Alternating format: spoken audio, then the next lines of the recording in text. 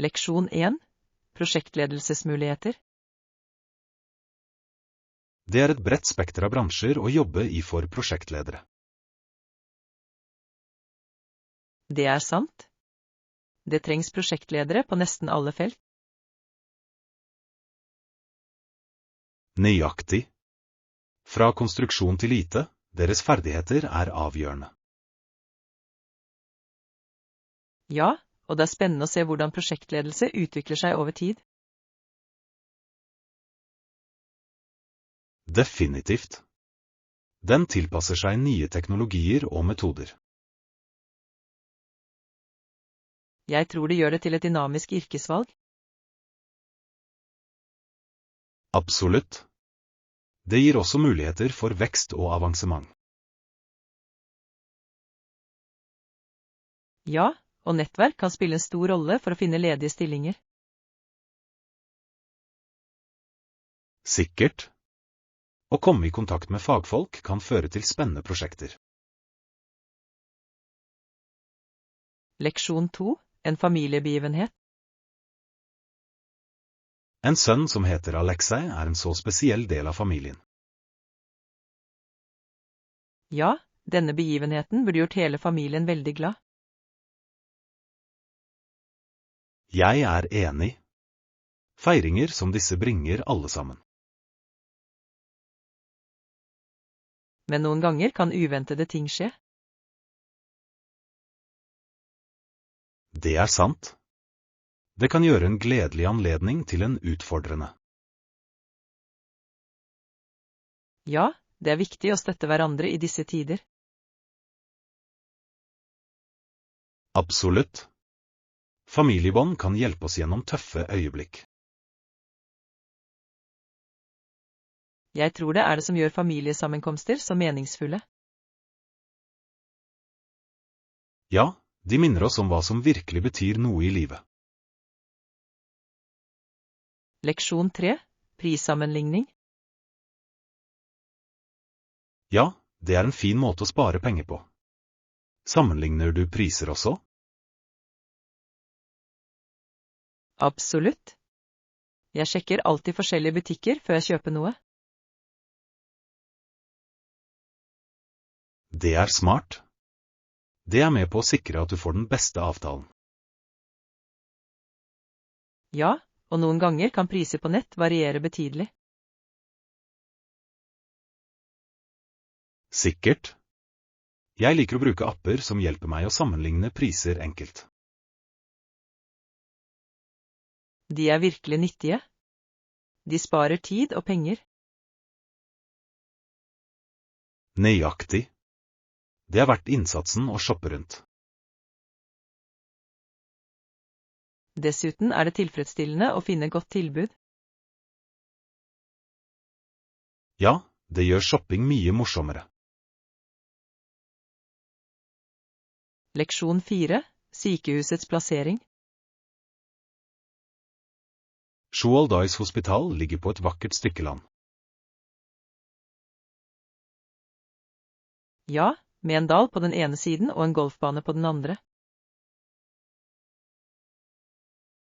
Det høres pittoresk ut. Det må være et rolig sted for pasienter. Definitivt. Et beroligende miljø kan hjelpe til med restitusjon. Jeg synes det er flott når sykehus er designet med naturen i tankene. Ja, det utgjør en stor forskjell i den totale opplevelsen.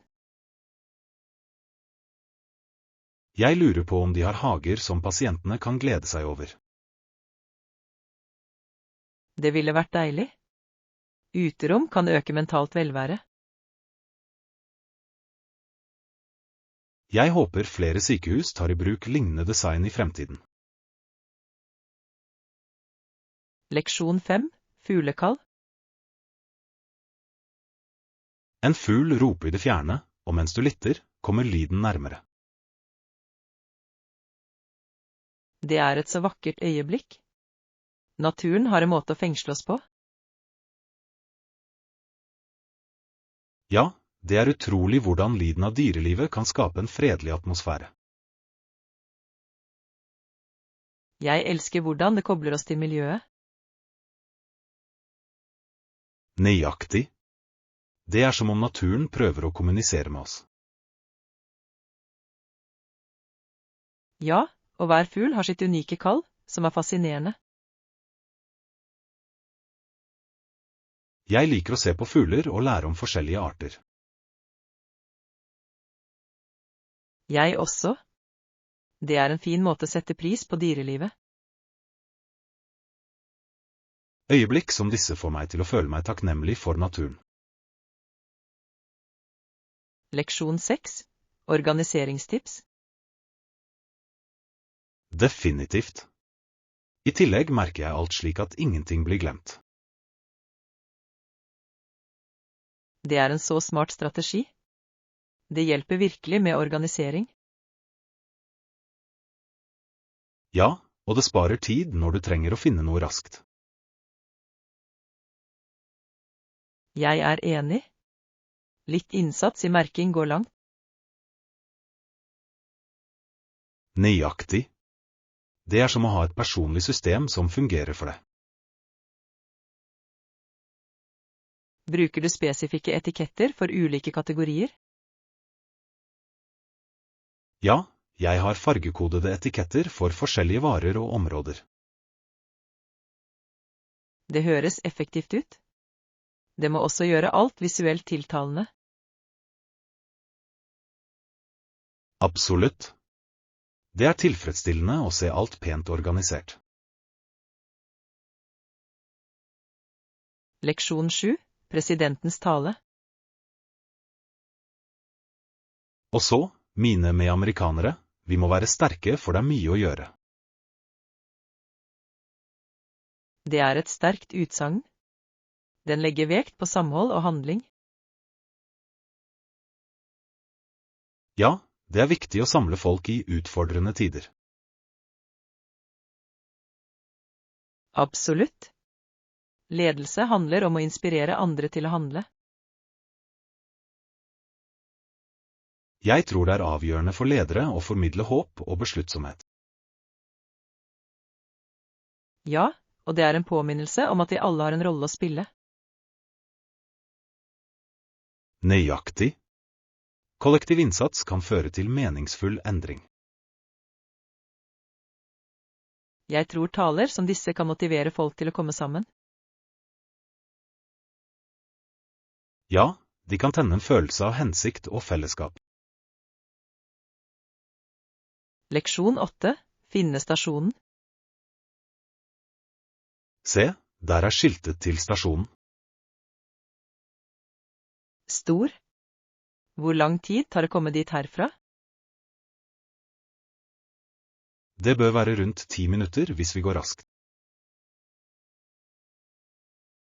Det er ikke ille i det hele tatt. Jeg gleder meg til å rekke toget.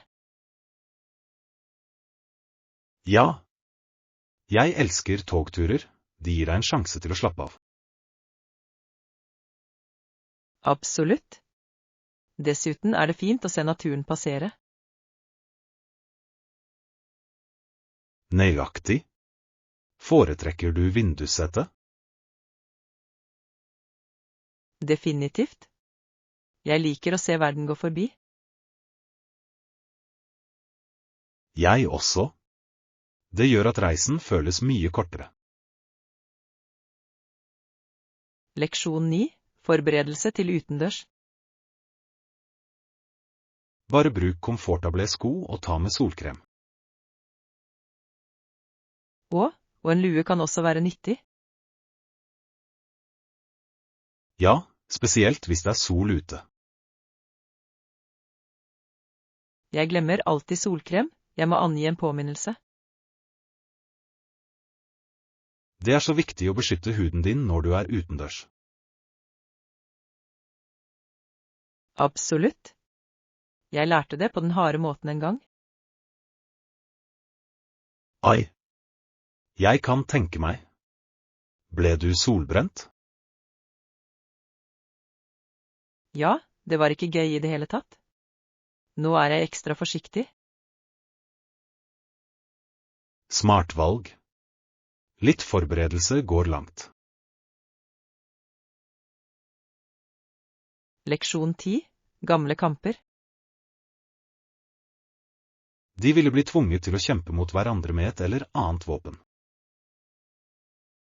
Det høres intenst ut. Hva var troen bak?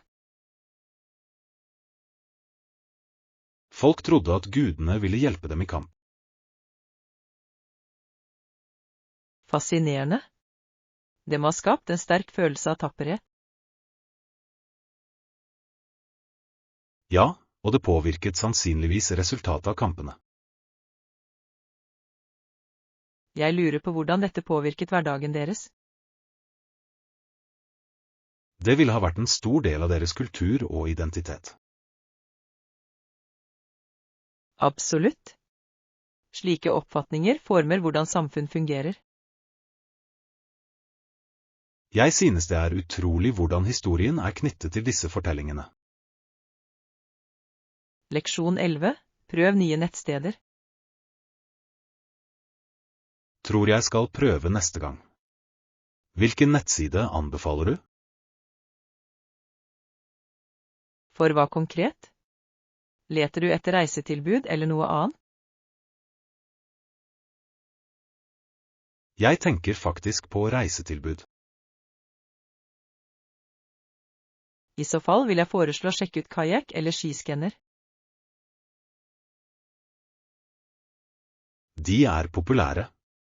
Tilbyr de gode sammenligninger? Ja, de sammenligner priser fra forskjellige flyselskaper og hoteller. Det høres perfekt ut. Jeg elsker å finne de beste tilbudene. Nøyaktig. Det gjør det mye morsommere å planlegge turer. Jeg kan ikke vente med å utforske noen alternativer for min neste ferie. Leksjon 12. Sikkerhetsbekymringer. Jeg heter John Smith, og kredittkortnummeret mitt er 4x4x4x4x. Vent. Det er sensitiv informasjon. Jeg vet, jeg bare tullet. Og takk og lov. Vær alltid forsiktig med å dele slike detaljer. Absolutt. Jeg forstår viktigheten av å holde det privat. Ja, det er avgjørende å beskytte den økonomiske informasjonen din. Jeg dobbeltsjekker alltid før jeg deler noe på nettet. Det er en smart praksis. Det er bedre å være trygg enn å beklage. Nøyaktig. La oss holde samtalene våre trygge og lette. Leksjon 13. Utforske nye stier. Ja, jeg planlegger å utforske en ny tursti i nærheten. Det høres spennende ut. Hva med deg? Jeg vurderer å bli med deg. Vandring er så forfriskende. Det vil jeg gjerne. Vet du hvor lang løypa er? Jeg tror det er rundt 5 mil, noe som er perfekt for en dagstur. Stor. Vi burde pakke litt snacks og vann. Definitivt. Å holde seg hydrert er nøkkelen når du går på tur. Og vi kan ta pauser for å nyte naturen underveis. Ja, det blir et fantastisk eventyr. Leksjon 14. Bilhandel. Det er godt å vite. Fant du noen biler innenfor budsjettet ditt? Ja, jeg så noen alternativer som så lovende ut. Det er flott. Hvilke funksjoner ser du etter? Jeg vil ha noe drivstoffeffektivt og pålitelig. Det er smarte prioriteringer. Har du prøvekjørt noen ennå? Ikke ennå, men jeg har tenkt til denne helgen. Perfekt. Det er viktig å få en følelse av bilen. Absolutt. Jeg vil sørge for at den er komfortabel for lange kjøreturer. Jeg er spent på å høre hvilken du velger. Leksjon 15. Friluftsaktiviteter. Jeg er enig.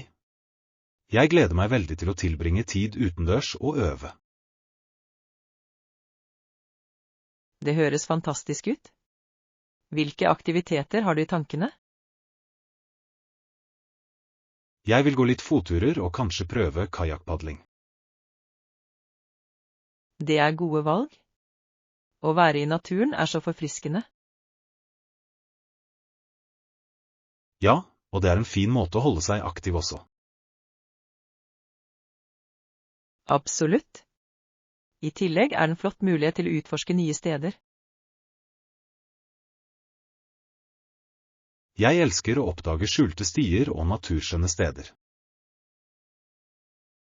Jeg også. La oss planlegge et helgeeventyr snart.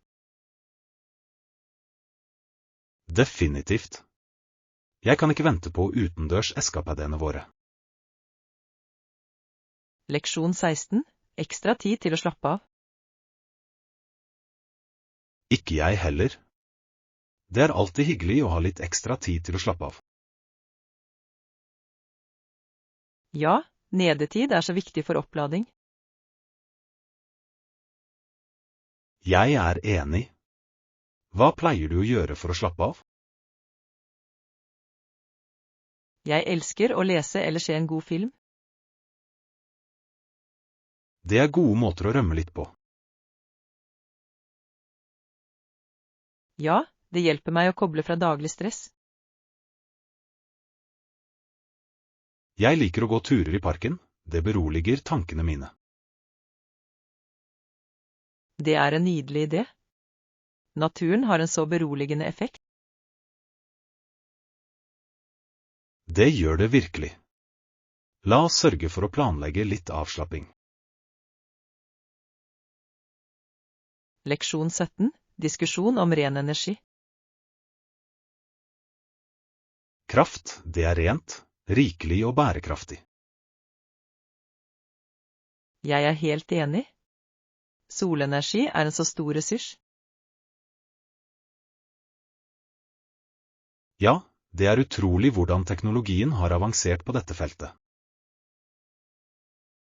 Absolutt. Flere hjem tar i bruk solcellepaneler i dag. Og det er også en fin måte å redusere strømregningen på. Definitivt. I tillegg hjelper det miljøet ved å redusere karbonfotavtrykk. Jeg tror mer bevissthet rundt fornybar energi er nødvendig. Ja, og myndigheter bør oppmuntre til bruk gjennom insentiver. Jeg er spent på å se hvordan solenergien vil utvikle seg i fremtiden. Leksjon 18. Kontraktsdiskusjoner. Jeg var enig, det kan vi legge til i kontrakten. Stor. Er det andre vilkår å diskutere? Ja, jeg synes vi bør avklare betalingsplanen også. Absolutt. Det er viktig at begge sider forstår tidslinjen. Nøyaktig. Tydelig kommunikasjon bidrar til å unngå misforståelser senere. Bør vi også inkludere en klausul om prosjektmilepæler? Det er en god idé. Det holder alle ansvarlige. Ja, og det lar oss spore fremgang effektivt. La oss sørge for at vi dekker alle aspekter før signering. Leksjon 19. Turutstyr. Greit, la oss gjøre det. Trenger vi noe spesielt utstyr for fotturer? Ja, definitivt. Komfortable sko er et must. Godt poeng. Jeg vil ikke ende opp med såre føtter. Nøyaktig. Dessuten bør vi vurdere å ta med ryggsekk. Høyre. Vi trenger det til vann og snacks. Og ikke glem solkrem, det kan bli skikkelig sol der ute. Flott idé. En lue ville også bidra til å beskytte oss mot solen. Ja, det er viktig å være trygg i solen. Jeg gleder meg til tureventyret vårt. Leksjon 20, historisk kontekst. Railwood-selskaper fant det for dyrt å ansette kanadiske eller amerikanske menn til å bygge jernbanene. Det er interessant. Den viser hvordan økonomiske faktorer påvirker arbeidsbeslutninger. Ja, jeg tror de henvendte seg til andre arbeidskraftkilder for å spare kostnader. Definitivt. Det må ha hatt en betydelig innvirkning på arbeidsstokken. Det gjorde det. Mange innvandrere fylte disse rollene i løpet av den tiden. Det er fascinerende hvordan historien former arbeidsmarkedet. Ja, og det reflekterer ofte bredere samfunnsendringer. Jeg er enig. Å forstå denne konteksten hjelper oss å lære av fortiden. Absolutt. Det er viktig å gjenkjenne disse mønstrene i historien. Leksjon 21. Betryggende følelser. Det føles betryggende å vite at vi har en solid plan på plass. Definitivt. Planlegging fremover gjør alt mindre stressende. Ja, vi bør alltid vite hva vi kan forvente under prosjekter. Avtalt. Det hjelper oss å holde oss organiserte og fokuserte. I tillegg øker det selvtilliten vår når vi går fremover. Nøyaktig. Å vite at vi har en plan kan lindre angst. Jeg synes vi bør vurdere tidslinjen vår regelmessig. Det er en god idé. Det holder alle på samme side. Ja, og det lar oss justere hvis noe endres. Leksjon 22. Feriespenning. Melissa åpner en gave, og spenningen fyller rommet. Å, det høres herlig ut. Hva var i nåtiden? Det var et vakkert halskjede, og hun elsket det.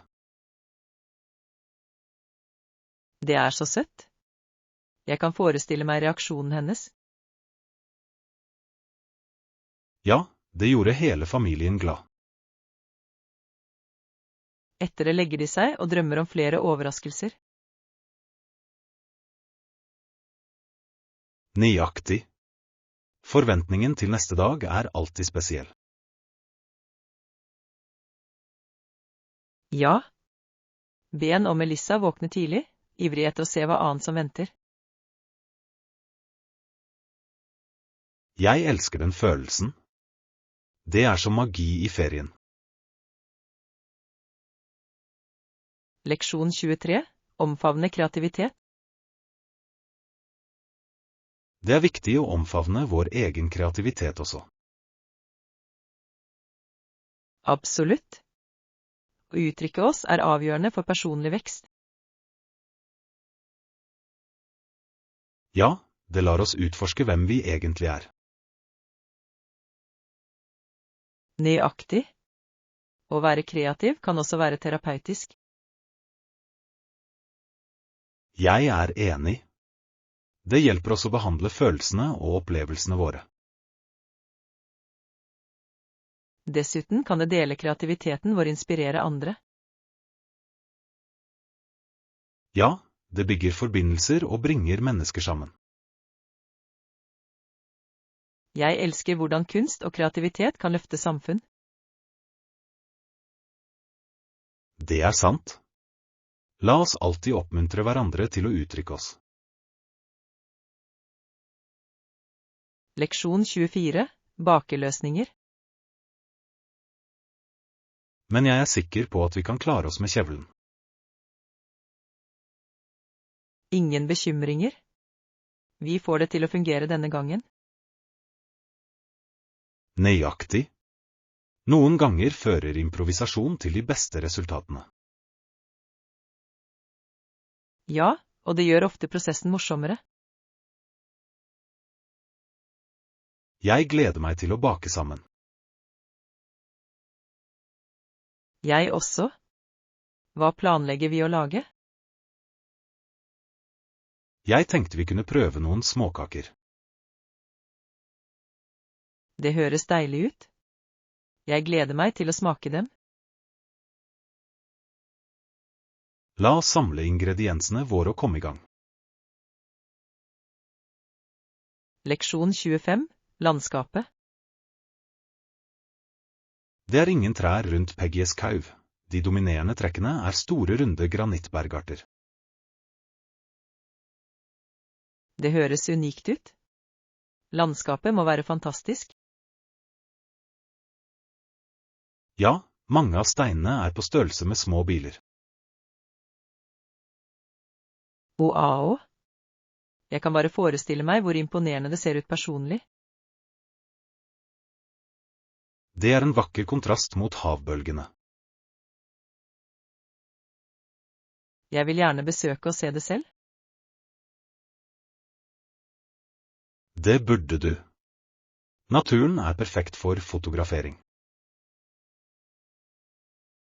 Jeg skal definitivt ta med kameraet mitt når jeg drar. Det er et flott sted for å fange naturens skjønnhet. Leksjon 26. Reisedrømmer. Jeg har hørt at det er et vakkert land. Det høres fantastisk ut. Hva vet du om det? Jeg har lest om det fantastiske landskapet og den rike kulturen. Ja, historien og tradisjonene er fascinerende. Jeg vil gjerne prøve det lokale kjøkkenet når jeg besøker. Absolutt. Mat er en så viktig del av enhver kultur. Jeg tror å utforske markedene vil være en fin måte å oppleve det på. Ja, å møte lokalbefolkningen kan være så berikende. Jeg gleder meg til å begynne å planlegge reisen min. Leksjon 27. Perfekt vær. Været var perfekt. Det var sol mesteparten av tiden. Det er fantastisk. Det gjør utendørsaktiviteter så mye morsommere. Nøyaktig. En mild bris lagt til den herlige atmosfæren. Jeg elsker sånne dager. De er perfekte for piknik eller fotturer. Ja. Vi burde absolutt benytte oss av så nydelig vær. Absolutt.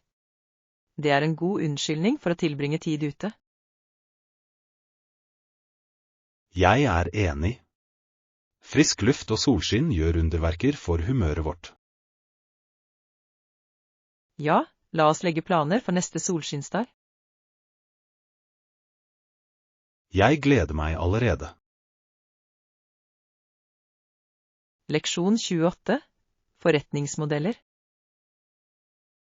Det er interessant hvordan visse forretningsmodeller eksisterte slik at konkurransen ble redusert. Ja, det er sant. Det lar bedrifter trives uten konstant press. Nøyaktig. Denne strategien kan føre til mer stabilitet i markedet. Jeg lurer på om denne tilnærmingen fortsatt er effektiv i dag. Det er det. Mange selskaper bruker fortsatt lignende modeller for å opprettholde fordelen. Det gir mening. Det handler om å finne balanse mellom konkurranse og samarbeid. Absolutt. I noen tilfeller kan partnerskap føre til gjensidige fordeler. Ja, deling av ressurser kan hjelpe begge parter til å vokse. Jeg synes det er fascinerende å se hvordan disse modellene utvikler seg over tid. Leksjon 29, bokhandlerfunn. Jeg finner ofte et godt utvalg av bokhandler rundt i byen. Det er flott. Har du en favoritt? Ja, det er en koselig liten butikk som spesialiserer seg på sjeldne bøker. Det høres deilig ut. Jeg liker å bla gjennom unike samlinger. Jeg også. Det er som å oppdage skjulte skatter. Noen ganger ser jeg også etter bøker på nettet. Netthandel kan være praktisk, spesielt for titler som er vanskelig å finne. Absolutt. Men det er noe spesielt med å besøke en fysisk butikk. Ja, stemningen og lukten av bøker er uerstattelig. Leksjon 30, tippeetikett. Hva med tips? Bør jeg tipse sjåføren? Tipping er ikke obligatorisk, men det er alltid verdsatt. Det gir mening.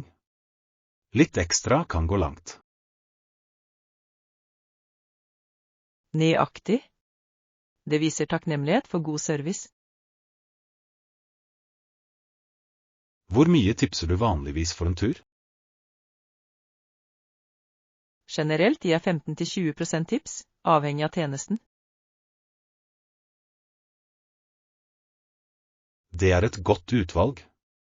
Jeg skal ha det i bakhodet. Ja, og hvis de går utover, kan jeg tipse litt mer. Det er en fin gest. Det oppfordrer til god service. Leksjon 31, begivenhetsdeltakelse. Jeg har det bra også. Har du vært med på slike arrangementer før?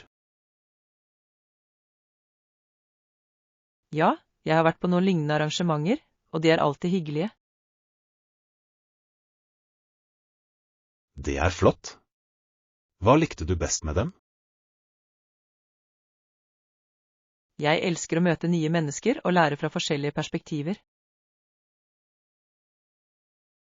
Ja, nettverk kan være veldig verdifullt. Nøyaktig. Dessuten er energien i disse hendelsene smittsom. Jeg er helt enig. Det er inspirerende å se så mange lidenskapelige individer. Ja. Jeg er glad for å få kontakt med flere mennesker i dag. La oss få mest mulig ut av det og nyte hvert øyeblikk. Leksjon 32, viktigste stranddager. La oss få litt ost, yoghurt og tomater til strandpiknikken vår. Perfekt. Og vi kan ikke glemme toalettpapir, ikke sant? Ja, det er viktig. Det er bedre å være forberedt. Absolutt. Jeg lager alltid en liste før jeg skal handle. Det er en god idé. Det er med på å sikre at vi ikke glemmer noe. Ja, og det gjør shopping mer effektivt. Det andre ting vi bør vurdere? Kanskje litt snacks og drikke for dagen? Flott forslag. Hydrering nøkkelen på stranden. Leksjon 33. Fototeknikker. Å ta skarpe og stødige bilder avgjørende for flott fotografering. Absolutt. Hvilke teknikker bruker du for å oppnå det? Jeg bruker alltid stativ når det mulig, det utgjør en enorm forskjell. Det en smart idé. En stødig base avgjørende for klare bilder. Ja, og justering av lukkerhastigheten bidrar til å redusere bevegelsesskarphet. Det har jeg hørt. Det fascinerende hvordan innstillinger kan påvirke det endelige bildet. Nøyaktig. Ulike situasjoner krever ulike justeringer. Hva med belysning? Spiller den rolle også? Definitivt. God belysning kan forvandle et bilde fullstendig. Leksjon 34. Handleliste for dagligvarer. La oss få litt ost, yoghurt og tomater til pikniken. Høres bra ut. Vi kan lage en god salat med dem. Ja. Og kanskje vi burde ta litt brød til smørbrød også. Det en god idé. Hva mer trenger vi? Jeg tror noen snacks vil være perfekt for stranden. Definitivt. Chips eller frukt ville vært fint. Og vi kan ikke glemme at drinkene holder seg hydrert. Ja, la oss sørge for at vi har rikelig med vann. Jeg gleder meg til stranddagen vår. Leksjon 35. Kontraktsforhandling.